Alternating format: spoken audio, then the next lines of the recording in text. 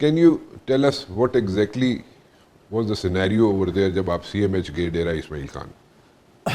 بسم اللہ الرحمن الرحیم. دیکھیں عمر صاحب، پرسوں ایک افسوسناک واقعہ پیش آیا ڈی خان اور ٹانگ کے بارڈر کے اوپر، کیونکہ ڈسٹرکٹ ختم ہوتا ہے دوسرے سے شروع ہوتا ہے. تو جب آپ نئے ڈسٹرکٹ میں انٹر ہوتے ہیں تو اس میں مختلف چیک پوسٹیں ہوتی ہیں، پولیس کی بھی ہے، فوج کی بھی ہے، جنگلات کی بھی، ایکسائز کی، سب پوسٹیں ہوتی ہیں. ٹھیک. تو ادھر پرسوں رات کو جو ہے وہ ایک بارود سے بھری ہوئی گاڑی اور بہت ہی زیادہ مواد تھا بارود کا. میرٹھ پہ جب دھماکہ ہوا تھا تقریباً 650 کلو بارود تھا، جی.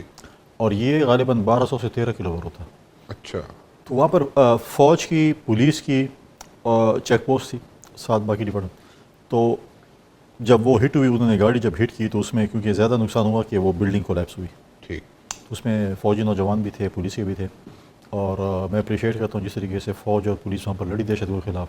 اس سچویشن میں جب یہ پینک ہو جاتا ہے اس کے بعد آپ لڑتے ہیں تو یہ میں سمجھتا بہت بہتر ہے. تو اس میں 15 جوان فوج کے شہید ہوئے، 2 پولیس کے جوان شہید ہوئے، ایک فورسٹ کے جو ہے وہ جو وہاں پہ ملازم تھے وہ شہید ہوئے. کچھ زخمی تھے، ان کی سی ایم ایچ میں ہم نے عیادت کی. پھر ہم نے ڈی آئی جی آفس میں جو ہے ان کے لواحقین آئے ہوئے تھے. میرے اپنے علاقے سے تھے، ہمارے جو ٹرائب ہے کنڈی، انہی کے علاقے سے تھے 2. اور ان میں سے ایک کا تو آلریڈی ایک پہلے بھی بیٹا شہید ہوا ہے، یہ دوسرا شادی ان کی تھی. اور وہاں پر جو تھی ہماری ڈی آئی جی اور ڈی پی او کی طرف سے جو بریفنگس تھی وہ ہم نے کی. دیکھیں یہ پولیس جو خیبر پختونخوا کی ہے وہ سال سے لڑ رہی ہے. 1 سال نہیں، 2 سال نہیں، سال سے لڑ رہی ہے. اور پولیس اس چیز کے لیے ٹرین ہی نہیں ہوتی. آج مجھے میڈیا کے دوست نے سوال کیا کہ تو کرائم کے لیے، اور میں کہ ہماری مجبوری ہم نے لڑنا ہے. ہم اگر نہیں لڑیں کیا ہم کیا بولیں، ہم نہیں لڑ رہے اور بس فوج آ کے سارا کچھ لڑے. دیکھیں فوج بھی دیکھ رہی ہے، ایکسٹرنل ٹریننگ ہے. فوج ہی جو ٹریننگ ہے آپ کو 4 دن بتا دیا کہ انڈیا کو کیسے شکست دیتے ہیں. بالکل ٹھیک. بہت بڑا دشمن تھا کیسے ہوا. اب یہ انٹرنل اس کے لیے تو ہماری ٹریننگ نہیں ہوئی. اس کے باوجود بھی اگر آپ دیکھیں کہ وہ جو دہشت گرد تھے وہ فوجی وردی میں تھے.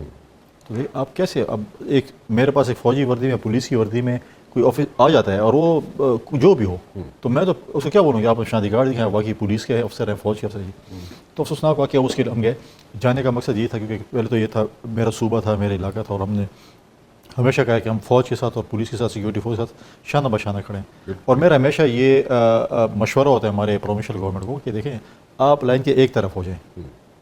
آپ کہتے ہیں کہ امن بھی ہے، لیکن مجھے مطلب ہے کہ بڑا افسوس ہوتا ہے کہ میں نے کسی جنازے میں بھی، جب سے میں گورنر بنا ہوں، کسی فوجی شہید کے جنازے میں میں نے کسی صوبائی حکومت کے نمائندے کو نہیں دیکھا.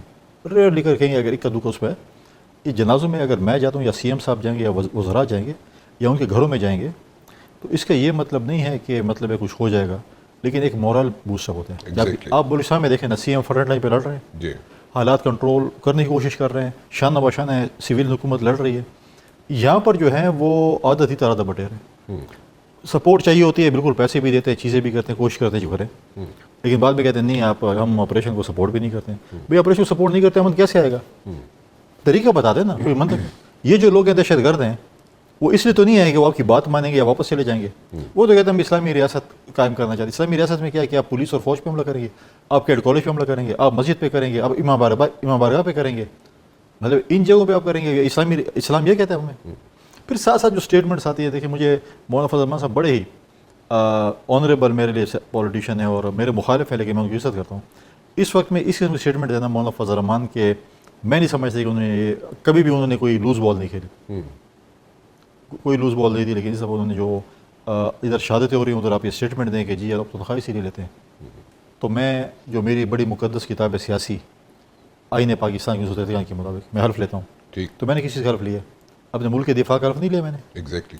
تو ہم بھی اسی تنخواہ لے رہے ہیں. پارلیمنٹ جو لوگ بیٹھے ہیں قانون سازی کے لیے بیٹھے ہیں، ملک کے اس کے لیے بیٹھے ہیں، تو تنخواہ تو آپ بھی لیتے ہیں، میں بھی. اس کا یہ مطلب نہیں کہ ہم تنخواہ لیتے تو ہم سارے خون ماں.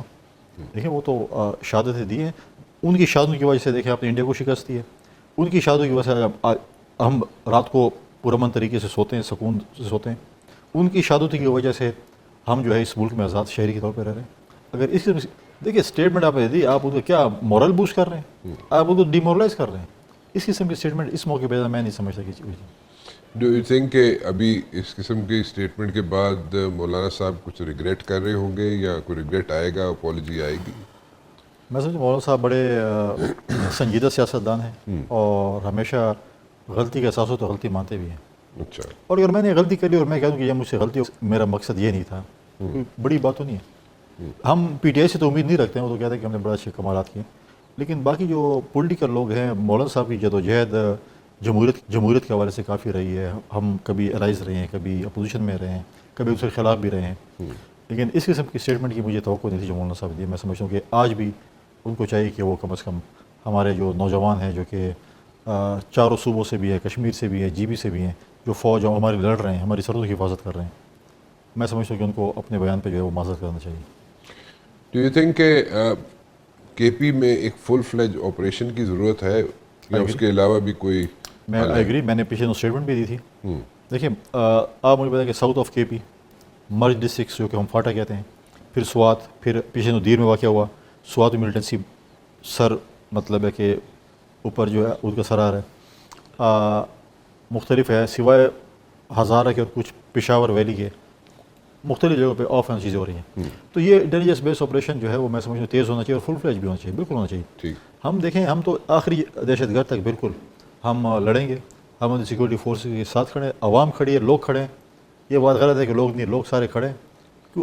ہر کوئی یہ نہیں چاہتا کہ میں امن میں رہوں، میرے علاقے میں ترقی ہو، میرے علاقے میں خوشحالی ہو، میرے علاقے میں ہم جب اگر جاتے ہیں فار ایگزامپل کسی اور صوبے میں جاتے ہیں، ہم کراچی جاتے ہیں، ملتان جاتے ہیں، لاہور جاتے ہیں، باقی جگہ ہمارے جب لوگ جاتے ہیں چھٹیوں میں، جب جاتے ہیں وہ دیکھتے ہیں کہ یار یہاں پہ تو خوشحالی. ہم تھوڑا سا جو اپنے صوبے کو کراس کرتے ہیں ہمارے مطلب ہے کہ چیز ہی ڈفرینٹ ہوتی ہے. تو کیا ہم لوگ نہیں چاہتے کہ ہمارے علاقوں میں ترقی اور ہر بندہ چاہتا ہے، ہر بچہ چاہتا ہے، ہر شہری چاہتا ہے کہ ہو.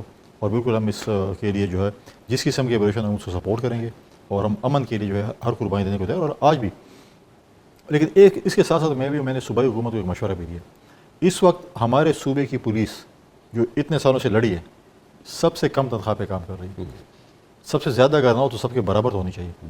آج ہی مجھے بڑا اچھا مشورہ دیا، ایک شہید کا بھائی بیٹھا ہوا تھا، اس نے کہا کہ میں ایک رہ گیا ہوں او ایف سی میں، بارڈر پہ، افغان بارڈر پہ. ٹھیک. اس نے کہا میرے پاس 7 بچے ہیں، اب میں ان کو کیسے پڑھاؤں گا؟ ہمارے سسٹم میں یہ چیز نہیں ہے. اور میں بھی جا کے سی ایم صاحب کو یہ مشورہ دوں گا کہ ہمارے بچوں کی مطلب ہے کہ چلو ہم کہیں نہ کہیں سے روٹی تو ان کو دے دیں گے، لیکن تعلیم کیسے دیں گے؟ کیونکہ ایسا سسٹم ہونا چاہیے جو ان کے بچوں کو کم از کم ہم ایجوکیٹ کر سکیں. اور بڑا اچھا اس کا مشورہ تھا، کیونکہ جب ہم ان کے سروں پہ ہاتھ رکھیں گے، ان کی فیملی کے، ان کے بچوں کے، تو اگلا جب دیکھے گا فورس والا کہ یار یہ اس کی جو ہے اتنی کم از کم جو ہے وہ کفالت ہو رہی ہے، تو وہ بالکل بہادری کے ساتھ لڑے گا. جب وہ بولے کہ ان کو ہم نے بے سر و سامانی کی حالت میں چھوڑ دیا ہے، تو خدا نخواستہ کل میرے ساتھ بھی اور میری فیملی کے ساتھ بھی ایسا ہوگا.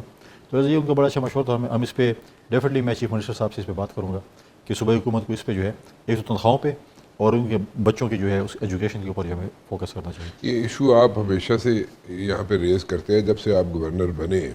آپ نے ہمیشہ کہا کہ جناب جو لا انفورسمنٹ ایجنسیز ہیں یا پولیس ہے فار دیٹ میٹر، ان کی تنخواہیں بہت کم ہیں صوبے میں، لیکن ابھی تک سنائی نہیں ہوئی آپ کی.